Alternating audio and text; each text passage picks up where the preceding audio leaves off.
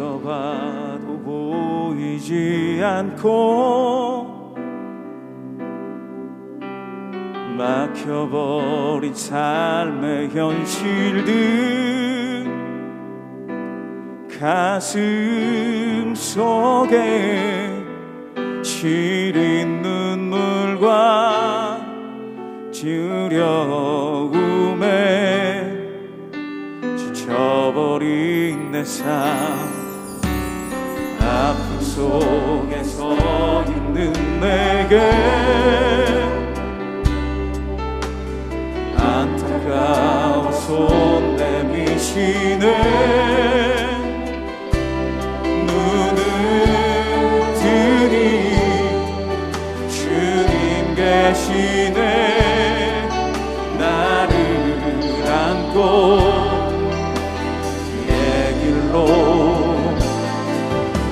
날 인도하시네 지금 이 자리에서 주를 바라보며 지금 이 자리에서 주가 영광 받으시도록 주께 승복하리라 주께 나가리라 지금 이 자리에서 살아내리라. 제8장 그러므로 이제 그리스도 예수 안에 있는 자에게는 결코 정죄함이 없나니 이는 그리스도 예수 안에 있는 생명의 성령의 법이 죄와 사망의 법에서 너를 해방하였습니다. 율법이 육신으로 말미암아 연약하여 할 수 없는 그것을 하나님은 하시나니 곧 죄로 말미암아 자기 아들을 죄 있는 육신의 모양으로 보내어 육신의 죄를 정하사 육신을 따르지 않고 그 영을 따라 행하는 우리에게 율법의 요구가 이루어지게 하려 하심이니라. 육신을 따르는 자는 육신의 일을 영을 따르는 자는 영의 일을 생각하나니 육신의 생각은 사망이요 영의 생각은 생명과 평안이니라. 육신의 생각은 하나님과 원수가 되나니 이는 하나님의 법에 굴복하지 아니할 뿐 아니라 할 수도 없습니다. 육신에 있는 자들은 하나님을 기쁘시게 할 수 없느니라. 만일 너희 속에 하나님의 영이 거하시면 너희가 육신에 있지 아니하고 영에 있나니 누구든지 그리스도의 영이 없으면 그리스도의 사람이 아니라. 또 그리스도께서 너희 안에 계시면 몸은 죄로 말미암아 죽은 것이나 영은 의로 말미암아 살아있는 것이니라. 예수를 죽은 자 가운데서 살리신 이의 영이 너희 안에 거하시면 그리스도 예수를 죽은 자 가운데서 살리시니가 너희 안에 거하시는 그의 영으로 말미암아 너희 죽을 몸도 살리시리라. 그러므로 형제들아 우리가 빚진 자로 돼 육신에게 져서 육신대로 살 것이 아니니라. 너희가 육신대로 살면 반드시 죽을 것이로되 영으로서 몸의 행실을 죽이면 살리니 무릇 하나님의 영으로 인도함을 받는 사람은 곧 하나님의 아들이라. 너희는 다시 무서워하는 종의 영을 받지 아니하고 양자의 영을 받았으므로 우리가 아빠 아버지라고 부르짖느니라. 성령이 친히 우리의 영과 더불어 우리가 하나님의 자녀인 것을 증언하시나니 자녀이면 또한 상속자 곧 하나님의 상속자요 그리스도와 함께한 상속자니 우리가 그와 함께 영광을 받기 위하여 고난도 함께 받아야 할 것이니라. 오늘 예배 자리에 나오신 모든 성도님들을 주님의 이름으로 환영하고 축복합니다. 오늘 로마서 8장 1절부터 17절 말씀을 통해 그리스도인이 누리는 축복이라는 제목으로 하나님이 주시는 말씀의 은혜를 함께 받고자 합니다. 최근에 강영한 교수님이 쓰신 읽는다는 것이라는 제목의 책을 읽게 되었습니다. 이 책의 내용 중에 교수님께서 강의를 하실 때 종종 예를 들어 설명하신다는 자전거 비유에 관한 이야기를 보게 되었습니다. 자전거가 하나 있습니다. 우리가 학교에서 책을 읽고 공부하는 방식은 이렇습니다. 자전거는 바퀴가 2개다. 뒷바퀴에 체인으로 연결된 페달을 밟아 구동하고 앞바퀴에 연결된 핸들로 방향을 조정한다. 이것을 100번, 1000번 눈 감고도 이야기할 수 있을 만큼 외웁니다. 그런데 그렇게 열심히 외우고 공부했다고 해서 실제로 자전거를 탈 수는 없습니다. 자전거는 타기 위해 존재합니다. 자전거를 타려는 사람에게 우리는 이렇게 말할 수 있습니다. 자전거를 탈 때 반드시 앞을 보십시오. 오른쪽으로 기울면 몸을 약간 오른쪽으로 기울이면서 오른쪽 페달을 열심히 밟으세요. 왼쪽으로 기울면 왼쪽 페달을 세게 밟으세요. 그런데 여기도 문제가 있습니다.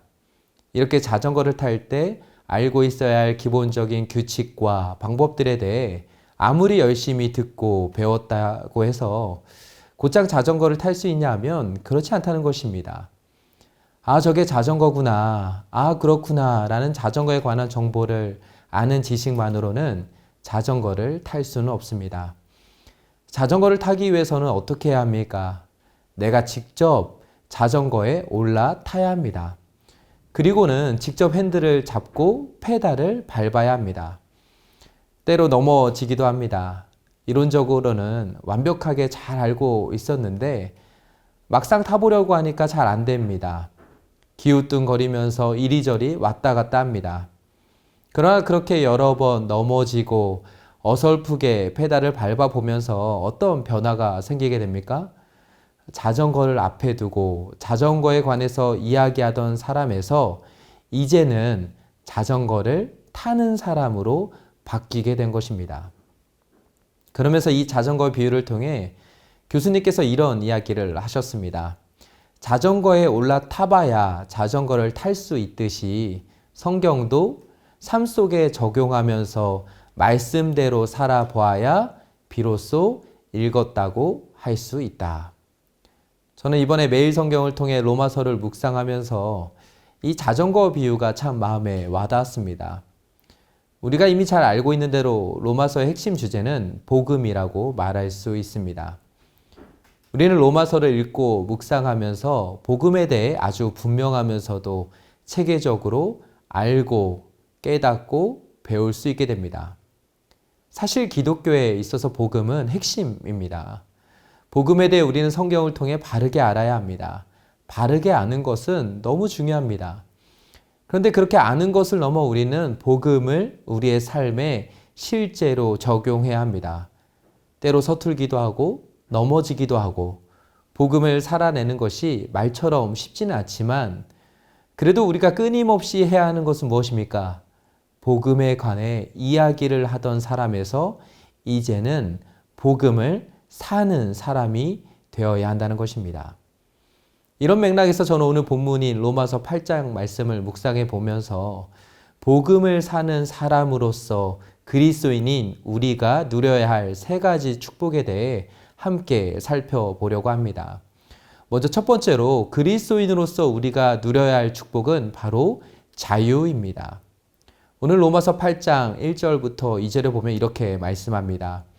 그러므로 이제 그리스도 예수 안에 있는 자에게는 결코 정죄함이 없나니 이는 그리스도 예수 안에 있는 생명의 성령의 법이 죄와 사망의 법에서 너를 해방하였습니다. 여기에서 해방하였다는 말은 자유하게 되었다는 것입니다. 누가 자유하게 되었다는 것입니까? 성경은 너라고 말합니다. 너는 누구입니까? 그리스도 예수 안에 있는 나 자신입니다. 다른 사람이 아닙니다. 교회를 열심히 다니는 사람을 의미하는 것이 아닙니다. 오직 은혜로, 오직 믿음으로, 오직 그리스도 안에서 구원받은 우리 자신을 향해 주신 하나님의 말씀입니다. 그렇다면 무엇으로부터 우리는 자유하게 된 것입니까? 그리고 이 일은 어떻게 우리에게 이루어지게 된 것입니까? 오늘 성경 우리에게 예수님 안에 있는 생명의 성령의 법이 우리를 죄와 사망의 법으로부터 자유하게 만들어 주었다고 말씀하고 있습니다. 이 구절을 유진 피터슨 목사님이 쓰신 메시지 성경으로 보면 이렇게 표현하고 있습니다. 메시아이신 예수께서 오심으로 마침내 이 치명적 딜레마가 해결되었습니다. 우리를 위해 오신 그리스도의 임재 속에 들어가 사는 사람들은 늘 먹구름이 드리운 것 같은 암울한 삶을 더 이상 살지 않아도 됩니다. 이제 새로운 힘이 움직이고 있습니다. 그리스도 안에 있는 생명의 성령이 세찬 바람처럼 불어와서 하늘의 구름을 모조리 걷어주었습니다. 죄와 죽음이라는 잔혹한 폭군 밑에서 평생을 허덕거려야 했을 여러분을 해방시켜 주었습니다. 유진 피터슨 목사님은 죄와 사망의 법을 잔혹한 폭군 같다고 말하고 있습니다. 잔혹한 폭군 밑에서 산다는 것은 생각만 해도 정말 하루하루가 고통스럽고 괴로운 것입니다. 폭군이 사라지지 않는 이상 폭군의 압제 속에서 벗어난다는 것은 불가능한 것입니다. 암울합니다. 희망이 보이지 않습니다. 끊임없이 나를 향해 쏘아대는 정죄의 화살을 우리는 피할 수가 없습니다. 오히려 정죄의 화살을 맞으면서 우리의 마음과 삶은 너무나도 쉽게 무너지게 됩니다. 너는 할 수 없다고 말합니다. 너는 벌을 받아야 한다고 말합니다. 너는 죄의 심판을 받게 될 것이라고 말합니다. 너는 문제투성이라고 말합니다. 너는 죄악 덩어리라고 말합니다. 끊임없이 소용돌이처럼 몰아치는 죽음의 그늘 아래서 우리는 단 한순간도 마음 편하게 숨을 쉴 수가 없습니다. 이쪽으로 돌면 죄와 죽음이 가져다주는 정죄의 화살이 우리를 노리고 있습니다. 저쪽으로 피해 돌면 그곳에서도 정죄의 화살이 우리를 겨냥하고 있습니다. 이런 상황 속에서 오늘 성경 우리에게 말씀합니다. 하나님께서 그리스도 안에 있는 생명의 성령으로 죄와 죽음이라는 잔혹한 폭군 밑에 살고 있던 우리를 자유케 하셨다는 것입니다. 3절 상반절에서는 이렇게 말씀합니다. 율법이 육신으로 말미암아 연약하여 할 수 없는 그것을 하나님은 하시나니. 내가 아무리 발버둥쳐도 벗어날 수 없었습니다. 도망치면 또다시 죄와 사망의 갈고리는 우리를 잡고 놓아주지 않았습니다. 그러나 하나님은 예수님을 통해 죄와 죽음의 폭군 아래 놓였던 우리를 완전히 해방시켜 주셨습니다. 이것은 그저 예수님을 믿는 순간에만 적용되는 것이 아닙니다. 이 땅을 사는 동안 끊임없이 우리의 원수 사단은 우리를 호시탐탐 노리고 있습니다. 베드로전서 5장 8절에 보니까 너희 대적 마귀가 우는 사자같이 두루다니며 삼킬 자를 찾고 있다고 분명히 말씀하고 있습니다. 사단은 예수님을 믿는 우리를 향해서도 조금만 빈틈이 보이면 정죄의 화살을 쏘아댑니다. 그럴 때 우리는 두려워해서는 안 됩니다. 진짜 내가 하나님의 자녀가 맞을까라며 낙심해서도 안 됩니다. 우리는 생명의 성령의 능력을 힘입어 사단이 나를 향해 쏘는 정죄의 화살을 잡고 부서뜨려야 합니다. 예수님 안에서 암울한 인생이 아니라 자유함을 누리는 인생으로 살아가야 합니다. 이것이 오늘 그리스도 예수 안에서 저와 여러분이 누려야 하는 첫 번째 축복입니다. 그런가 하면 두 번째로 그리스도인으로서 우리가 누려야 할 축복은 생명과 평안입니다. 오늘 본문 5절과 6절에 보면 이렇게 말씀합니다. 육신을 따르는 자는 육신의 일을, 영을 따르는 자는 영의 일을 생각하나니 육신의 생각은 사망이요 영의 생각은 생명과 평안이니라. 여기에 보니까 육신을 따르는 자와 영을 따르는 자가 있다고 말씀합니다. 이것은 뭔가 어떤 신비로운 영적 체험을 한 사람과 그렇지 않은 사람을 구분지은 것이 아닙니다. 여기에서 육신을 따르는 자는 예수님을 믿지 않는 사람을 말합니다.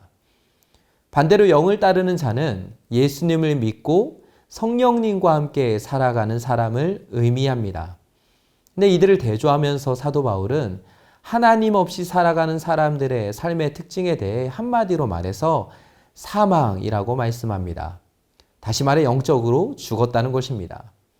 그러면서 7절과 8절에 보니까 영적으로 이미 죽어있기 때문에 이들은 하나님을 향해 적대감을 품습니다.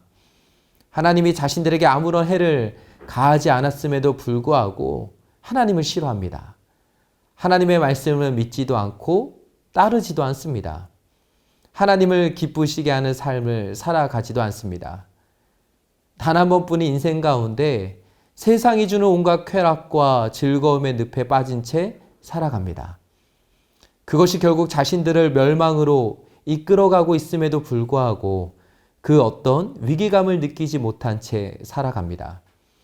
근데 이와는 정반대로 예수님을 믿는 우리에게 성령님을 통해 주시는 축복이 뭐냐면 바로 생명과 평안이라고 오늘 성경은 우리에게 말씀하고 있습니다.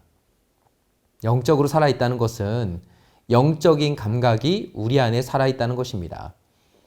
예수님이 이 땅에 오신 이유에 대해 요한복음 10장 10절에서는 내가 온 것은 양으로 생명을 얻게 하고 더 풍성히 얻게 하려는 것이라고 말씀하고 있습니다. 성령님은 우리를 살리시는 분이십니다. 성령님은 우리로 하여금 하나님의 말씀에 순종할 수 있도록 능력을 주십니다. 성령님은 이 땅을 살아가는 우리에게 하늘 힘을 공급해 주십니다.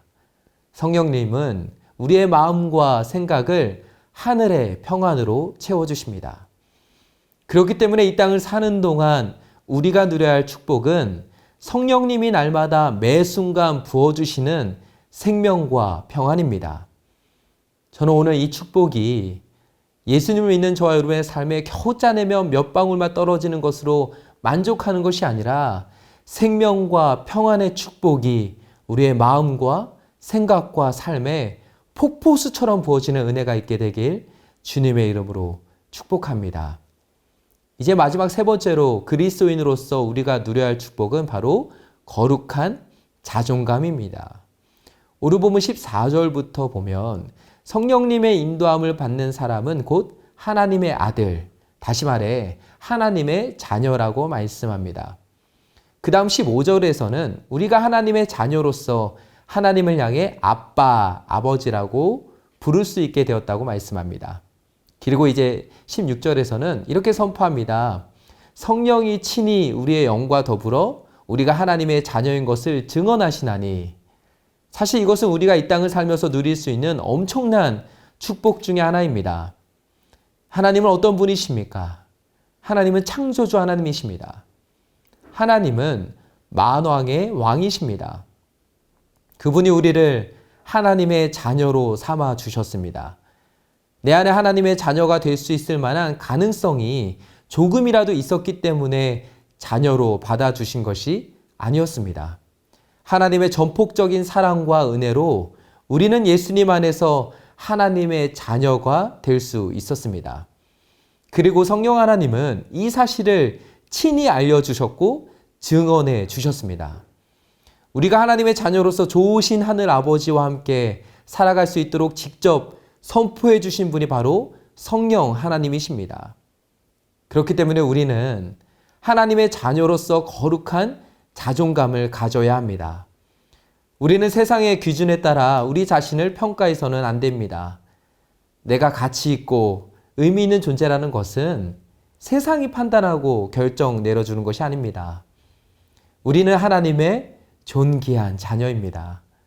성령 하나님께서 이 사실을 직접 선포해 주고 계십니다. 저는 저와 여러분 모두가 하나님의 자녀라는 거룩한 자존감으로 우리의 마음과 생각과 삶이 무장되길 간절히 소망합니다. 사랑을 받으면 얼굴빛부터 달라집니다. 내 안에 하나님이 무한정으로 베풀어 주시는 사랑으로 가득 채워지면 내 말과 생각과 삶은 달라지게 됩니다. 소망하기는 하나님의 존귀한 자녀로서 단 한 번뿐인 인생 가운데 하나님이 기뻐하는 귀하고 복된 삶을 살아가는 저 여러분 모두가 되시길 주님의 이름으로 축복합니다. 이제 말씀 맺겠습니다. 오늘 우리가 함께 살펴본 그리스도인으로서 누려야 할 축복 세 가지를 간단하게 정리해 보면 자유, 생명과 평안, 거룩한 자존감이라고 말할 수 있습니다. 예수님을 믿는 우리는 사단이 주는 정죄함에 시달리는 것이 아니라 성령님 안에 자유함을 힘차게 선포해야 합니다. 그리고 성령님이 주시는 영적 생명과 하늘의 평안을 우리의 생각과 마음과 삶에서 실제로 경험해야 합니다. 마지막으로 하나님의 사랑받는 존귀한 자녀로서의 거룩한 자존감을 가져야 합니다. 오늘 저와 여러분 모두가 성령님과 함께 이 세 가지 축복을 마음껏 누리며 더할 나위 없이 행복하고 의미 있게 살았다고 고백하는 오늘 하루의 삶이 되시길 주님의 이름으로 축복합니다. 이제 기도 제목을 함께 읽고 기도하겠습니다. 첫째, 성령님 안에서 자유를 선포하며 믿음으로 승리하는 삶을 살아가게 하옵소서. 둘째, 성령님이 주시는 영적 생명과 평안을 마음껏 누리며 살아가게 하옵소서. 셋째, 성령님과 함께 하나님의 존귀한 자녀로서의 거룩한 자존감을 가지고 세상 앞에 당당하게 용기 있는 삶을 살아가게 하옵소서. 다 함께 기도하겠습니다.